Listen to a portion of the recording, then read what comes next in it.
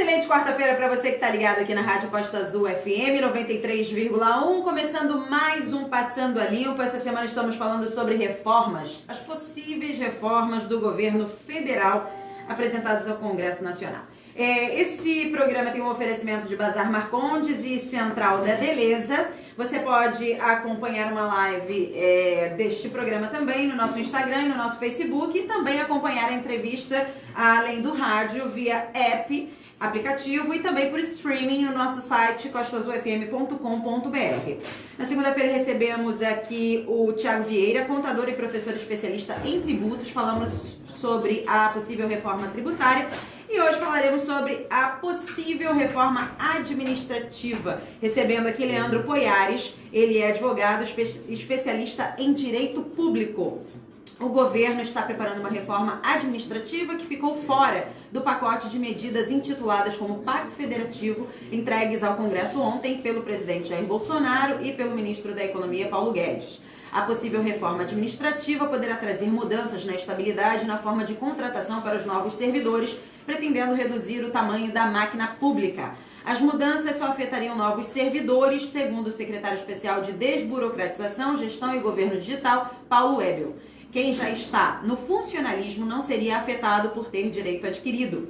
E no primeiro momento não afetaria também os estados e municípios. O Brasil gasta com o salário do setor público nos municípios, estados e União cerca de 10% de todas as riquezas produzidas no país, o Produto Interno Bruto, de acordo com o levantamento do Banco Mundial. Só com os servidores do Executivo Federal, a conta com o pessoal da ativa cresceu 25% acima da inflação em 10 anos. As despesas com pessoal e encargos são a segunda maior do governo e só perdem para os gastos com a Previdência. As estimativas do governo apontam que serão desembolsados 319 bilhões de reais em 2019 para custear os salários do funcionalismo. Leandro Poiares, muito obrigada pela sua presença, pela sua disponibilidade aqui no Passando a Limpo. Bom dia, Carla Machado. Bom dia, equipe da Rádio Costa Azul, nossos ouvintes. Bom, acho que para a gente começar a entender essas reformas, esse pacote de reformas que o governo tem mandado ao Congresso Nacional, a gente tem que retroagir a outubro de 2018, que é um marco temporal onde foi eleito um presidente cujo assessor já ainda como candidato na parte econômica era e é um liberal de Chicago, né? Alguém que tem o pensamento liberal que a gente chama convicto mesmo, liberal de raiz, e esse assessor dele de equipe econômica se tornaria seu ministro da Fazenda. Hoje, como ministro da Fazenda, é interessante a gente pontuar para os ouvintes da Costa Azul, vocês vão lembrar de mim nas próximas reformas, pensem que todas as reformas que tiverem à mão do ministro Paulo Guedes serão reformas de desindexação, desobstrução, descomplicação da máquina pública, porque a ideia do liberal é tirar o Estado das costas do indivíduo. A gente passou por alguns governos de viés socialista ou social-democrata. Claro que existiam matizes liberais no governo Fernando Henrique, governo Lula e Dilma, mas quando nós chegamos a esse governo Jair Bolsonaro, apesar dele ter um passado em que externava ideias estatizantes, ficou bem claro na eleição de um de seus principais assessores, um liberal convicto, que as medidas seriam todas nesse sentido de liberalização, de desoneração. Então a reforma administrativa e o Pacto Federativo, que ontem foi mandado ao Congresso por forma de 3 PECs, a PEC chamada propriamente de Pacto Federativo, a PEC da emergência fiscal e a PEC dos fundos, ela visa tornar o Estado mais ágil, menos burocrático, para que ele possa funcionar e seja menor e desonere o indivíduo. Muito bem, a gente vai chegar nesse pacto federativo, na verdade, essa questão que aconteceu ontem, porque a reforma administrativa ainda está por vir, né? Eles pretendem ainda enviar para o Congresso Nacional, ainda não foi, então a gente está falando hipoteticamente todos esses pontos que vamos falar aqui na reforma administrativa, mas é uma tendência do governo. Um dos possíveis pontos da reforma são os salários menores, né? O governo pretende aproximar o salário pago aos servidores do que recebem os profissionais com experiência e cargos equivalentes na iniciativa privada. O Banco Mundial afirma em um estudo que o nível de salários dos servidores federais é quase o dobro que o de empregados do setor privado com as mesmas características de escolaridade, gênero, cor de pele, idade e atividade profissional. Na verdade, equiparar esses salários, né? Porque há uma discrepância muito grande, há uma diferença muito grande entre esse servidor público e a iniciativa privada, né? É verdade, mas isso tem que ser ponderado, tem que ser temperado, porque o que acontece? Os estudos do Banco Mundial apontam para uma direção correta, porém a própria reforma administrativa, que ainda não está em curso, ainda está no plano das ideias, ela prevê que algumas carreiras típicas de Estado, como os procuradores, auditores, pessoal de segurança pública, elas fiquem a par dessa situação de reforma administrativa. E, eventualmente, até os servidores que hoje estão no seu fluxo de serviço público, ainda não estão aposentados, eles não terão seus direitos adquiridos de forma nenhuma violados. Então, eventualmente, o que o governo quer de diminuição de carreiras, de diminuição de salário, isso vigoraria para editais de concursos futuros, e isso não abalaria o servidor atual. É bom falar isso porque a gente tira um pouco do terrorismo que envolve uma notícia como essa, né? Então, os servidores atuais não seriam atingidos e essa reforma afetaria no futuro. No futuro, se você achar interessante fazer um concurso público para ganhar o salário que a União te oferece, você faz. Senão, você fica na iniciativa privada, simples assim. Exatamente, né? Porque aí você consegue optar, né? Porque hoje em dia existe essa questão, né? É o sonho de todo pai, de toda mãe, que o filho se torne servidor público justamente por isso. Porque o Estado é muito inchado. Exatamente. Se você quer uma vida mais conservadora, né, você ingressa no concurso público. Mas a partir do momento que o Estado fica menos inchado e você cria maior competitividade, libera o indivíduo para o empreendedorismo, a iniciativa privada fatalmente vai ser um campo muito mais fértil. Então as pessoas talvez migrem do concurso público no futuro para serem profissionais da iniciativa privada. Se você me perguntar por que eu parti para o concurso público, é pelo conservadorismo. A gente vive num país muito louco. Muito instável. Muito instável, né? Uma montanha-russa de emoções. Sim. Plano Bresser, plano Collor. E, eventualmente, se você tem um concurso público que te garante todo mês aquele salário, eventualmente nem todo mês, né? A gente já passou por crises que a gente não recebeu. Crises de pagamento também. Existem, mas, enfim, via de regra a gente recebe no final do mês certinho. A pessoa opta por uma opção mais conservadora. A outra questão também é diminuir exatamente essa estabilidade, né? Uma das medidas estudadas é o fim da estabilidade de parte das carreiras. A estabilidade dificulta a demissão, segundo o governo. Atualmente há 2 tipos de servidor, né? Os com estabilidade e os comissionados que entram no cargo por indicação política. A equipe estuda ampliar para 5 tipos. O comissionado seguiria nos mesmos moldes, já os demais trabalhariam nos 2 primeiros anos, olha só, como uma espécie de trainee, sendo efetivados apenas após avaliação de desempenho. Caso aprovados, eles poderiam se enquadrar em 3 categorias diferentes. Sem estabilidade, podendo ser demitidos sem justa causa, com estabilidade aí para carreiras específicas, sujeitas a pressões como auditores, e por tempo determinado, que é o famoso CPD, em que não é possível seguir carreira e há um limite máximo de tempo no cargo. E aí, nessa questão, falando sobre isso, sobre a continuidade do governo, porque é necessário dar a continuidade também da máquina pública, e aí, por isso, alguns servidores não seriam, ainda estariam com essa estabilidade. E já no IBGE, e a outra questão é que já no IBGE, pessoas já são contratadas por tempo determinado. Não é isso, Leandro? São os recenseadores, né? As atividades do IBGE, elas são sazonais, então isso já acontece hoje, por exemplo, com o recenseador do IBGE. Mas é bom também a gente explicar para os nossos ouvintes, para não demonizar o servidor, que o servidor tem a estabilidade também para que ele fique livre de pressões políticas, principalmente as carreiras de Estado, as carreiras que as suas funções são típicas de Estado e que afetam diretamente as políticas públicas.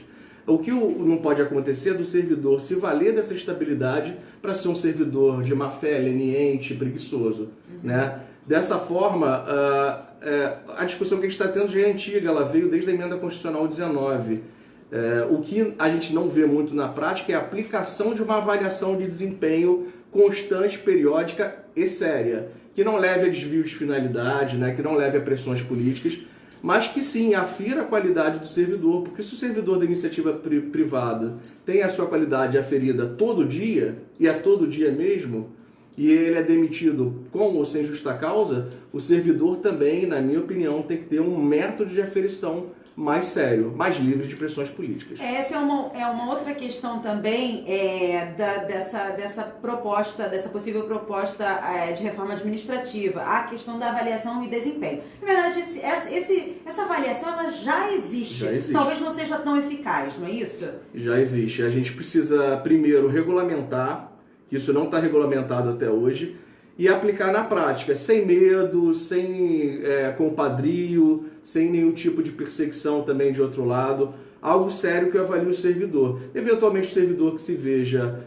injustiçado, ele pode acessar o judiciário, como é conferido a qualquer um acessar, e de repente rever aquela demissão que foi desproporcional, que foi fruto de uma perseguição política. Essa questão também das promoções, né? Realmente, como você falou, a questão da iniciativa privada, todo dia você é avaliado, você tem que render, você tem que realmente dar resultados à sua empresa. Se você não dá resultados, você é mandado embora realmente. O servidor não, ele muito se calca nessa questão da estabilidade. Eu sou estável e tá tudo bem, eu vou cumprir aqui o meu horário e tá tudo certo. Não é bem por aí, na verdade. Essa fiscalização é muito importante, talvez ela não exista de forma eficaz. E também eles pretendem estuda a revisão de benefícios, sistema de licenças e gratificações do servidor. Tudo bem. A outra questão também, Leandro, só lembrando que eu converso com o Leandro Poiares, advogado especialista em direito público. Essa reforma também pretende diminuir o número de carreiras. Atualmente são mais de 300 carreiras, com cerca de 3.000 cargos no serviço público. Demasiado, né? Se lembra que eu falei aqui para os ouvintes sempre lembrarem de mim quando as reformas vierem e lembrarem que quando tem a mão do Paulo Guedes é descomplicação, é desoneração. Então a descomplicação passa por isso, né? Pela diminuição do número de carreiras. Hoje a gente tem em torno de 300, a ideia é diminuir para 20 ou 30, não sei como fazer. Na minha área jurídica, por exemplo, a gente tem a carreira da AGU, da PFN e da Procuradoria Federal. Essas três carreiras elas podem facilmente ser fundidas em uma, porque uma vincula a administração direta e indireta e a outra a cobrança de dívida ativa. Então já seria um primeiro passo a vinculação dessas carreiras. É possível ser feito e é bem na linha de um Estado liberal que o Paulo Guedes prega, né? A diminuição do Estado, o Estado mais enxuto e mais eficiente. É importante dizer que Leandro Poiares, ele é também funcionário público aqui da Prefeitura Municipal de Angra dos Reis, mas não vem aqui representando a Prefeitura, vem aqui como advogado especialista que é. Me despido da função hoje. Exatamente. Vamos lá. A outra questão também aí uma opinião pessoal. Muitos investidores internacionais aguardam, entre aspas, o Brasil arrumar a casa, como fez com a reforma da Previdência, e que já está em vias de fato, e com a possível reforma administrativa, além desse pacto federativo, todas essas propostas que foram entregues ontem. Eles esperam isso para investir no Brasil? Com certeza absoluta. Se você fosse um investidor estrangeiro, você gostaria de aplicar o seu dinheiro na Nova Zelândia, no Canadá, que são países que têm menos entraves burocráticos, que você consegue abrir um empreendimento em poucos dias, ou no Brasil, com a sua série de burocracias, impostos vinculados. Certamente você, com capital, investiria em países mais liberais, né? O Brasil está trilhando esse caminho. Eu acho que é um momento histórico que a gente não via há muito tempo, porque depois da ditadura militar, o que nós vimos foi um caminho social-democrata, socialista, com temperamentos liberais. Eu gosto de falar isso, porque nós víamos concessões, privatizações do governo Fernando Henrique. Isso não mudou no governo Lula e Dilma. Se você pensar bem, os ministros da Fazenda eram extremamente conservadores nesses dois governos do Partido dos Trabalhadores.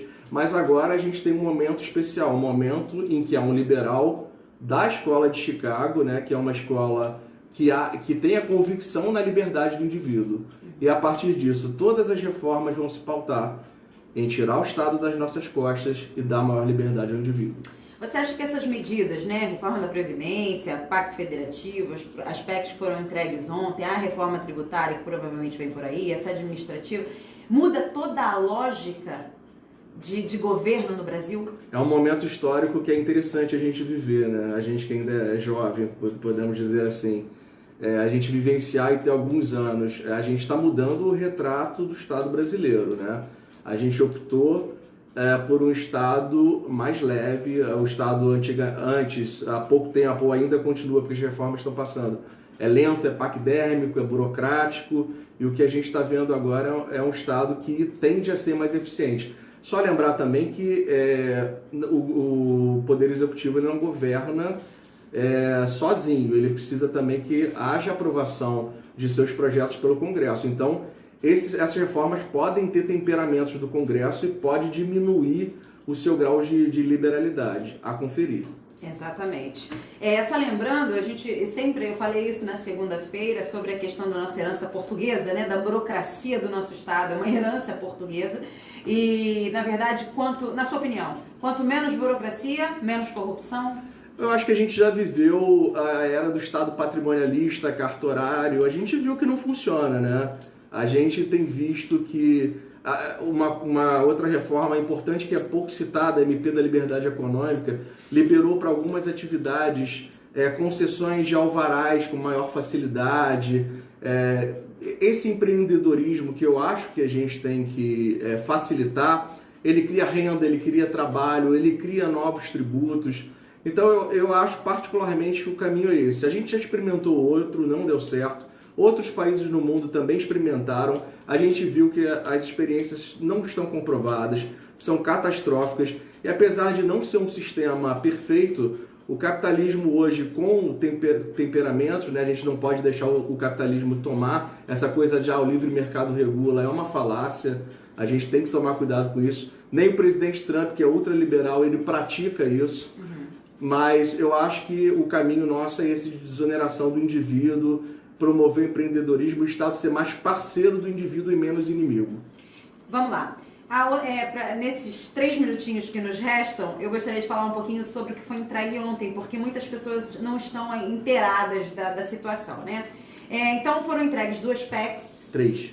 Não, foi Pacto Federativo, mais 2 PECs. É porque eles chamam do Pacto Federativo. Isso. O Pacto Federativo é maior. Acho bonito esse nome.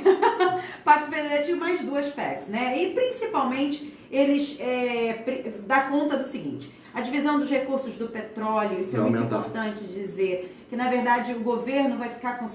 antes o governo ficaria com 70%, os estados e municípios com 30%, e agora vai ser o contrário, o governo ficaria com 30% e os estados e municípios com 70%. Vai aumentar o repasse aos estados e municípios. Essa divisão. Lembrando de novo do ministro Paulo Guedes, e eu tenho que lembrar porque na verdade a agenda econômica é traçada por ele. Ele falava desde a campanha mais Brasil e menos Brasília, né? O que acontece? A gente tem que refundar o Pacto Federativo. Hoje a concentração de renda ela se dá na União, e o que vai acontecer com o Pacto Federativo é que esse dinheiro vai descer. Então a gente tem que cobrar dos prefeitos e vereadores a partir de agora que esse dinheiro vai descer, maiores investimentos, porque esse dinheiro efetivamente vai chegar, porque se eu pergunto para Carla Machado, você mora onde? No Brasil, no estado do Rio ou em Angra dos Reis? Você mora em Angra dos Reis. Né? Os seus problemas estão na cidade de Angra dos Reis. E fatalmente se cobra do prefeito até atribuições que ele não tem, não só aqui, mas em outros municípios. Mas esse dinheiro descendo, a gente vai ter maior legitimidade de cobrar. Esse é um compromisso do Paulo Guedes, o Pacto Federativo vai trazer isso, uma descentralização de renda. E as outras PECs, eu sei que a gente está com um espaço curto, a PEC da emergência fiscal. Ela diz respeito aos momentos em que estados e municípios, e a União também, passa por dificuldades financeiras, então tem algumas situações ali, a suspensão de benefícios fiscais, a proibição de criação de novas despesas obrigatórias, a proibição de criação de carreiras, de aumento de valores para cargos. Então, os estados e municípios, ficar aqui no município, porque a nossa realidade ficaria 1 ano nesse estado de latência com essas medidas, esses contingenciamentos, para que isso resguardasse as finanças públicas. É tão interessante isso que se essa PEC tivesse sido aprovada hoje, os jornais dão conta que 1/10 de estados já estariam em emergência fiscal, inclusive o estado do Rio de Janeiro. Que na verdade agora na LERJ eles estão querendo continuar com a questão da calamidade, né? Sim. Continuar com que o estado do Rio de Janeiro está em estado de calamidade fiscal. Isso. Né? E só para ser completo, Carla, sem querer te interromper, a última PEC é a PEC dos fundos públicos. Sim. O governo pretende exonerar 220 bilhões de reais que estão presos nesses fundos públicos. Por exemplo, o fundo de ensino, ensino marítimo. Eu não tenho ideia do que esse fundo faça, do que significa. E também respeito, talvez se o fundo foi criado, ele tinha uma intenção. Só que esse fundo hoje está parado, esse dinheiro está parado. E com a dívida que a gente tem, a gente não se pode dar o luxo de ter dinheiro parado. Com a desvinculação desses fundos, esse dinheiro sai desses fundos e começa a pagar a nossa dívida pública. A outra questão também muito importante, eu também achei, os municípios menores de 5 mil habitantes, né? Eles seriam ali incorporados pelos municípios maiores vizinhos, não é isso? E é interessante no seguinte sentido: você precisa de mais dinheiro, mais capital investido em saúde e educação do que em prefeituras e Câmara de Vereadores, porque cada município necessita da sua prefeitura, necessita da sua Câmara de Vereadores. Então isso aí acabaria com esses municípios. Explica um pouquinho melhor sobre isso. Carlos, o município não é um fim em si mesmo, ele não existe para se autoalimentar, ele existe para promover o bem público. Se ele não consegue se sustentar, ele, em tese, é difícil falar isso, porque pessoas nasceram no município, mas em tese ele não merecia continuar como município, ele teria que ser incorporado. Então isso vai acontecer, caso aprovada a nova PEC, em municípios de até 5 mil habitantes ou que não tem dentro de sua receita total pelo menos 10% de receita própria.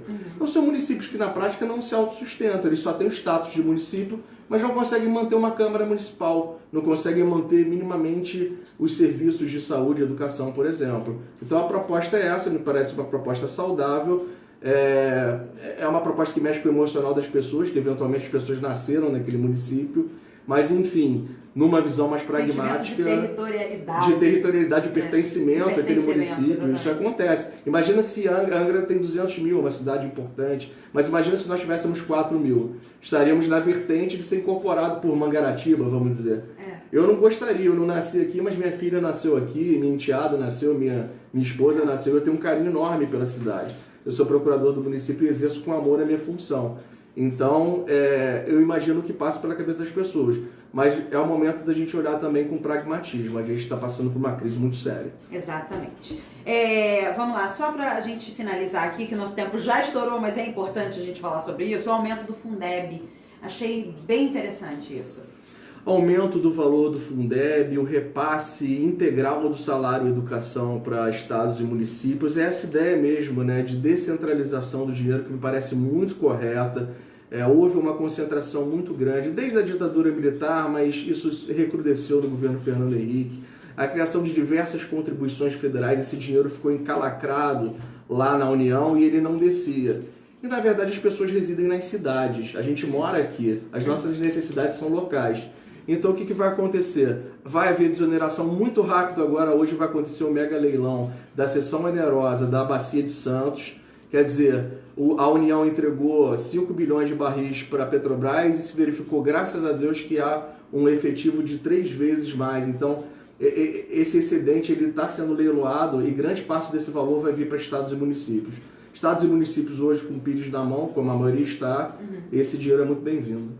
Muito bem, tem outras questões também, a criação do Conselho Fiscal da República, tem a questão também dos gastos com a saúde e educação. Unificação dos pisos da saúde e educação. Então, são várias questões dentro dessas PECs, desse pacto, dessas possíveis reformas, e a gente vai sempre te atualizar aqui na Rádio Costa Azul FM sobre essa questão, que você precisa se apropriar, você precisa se inteirar, você precisa saber.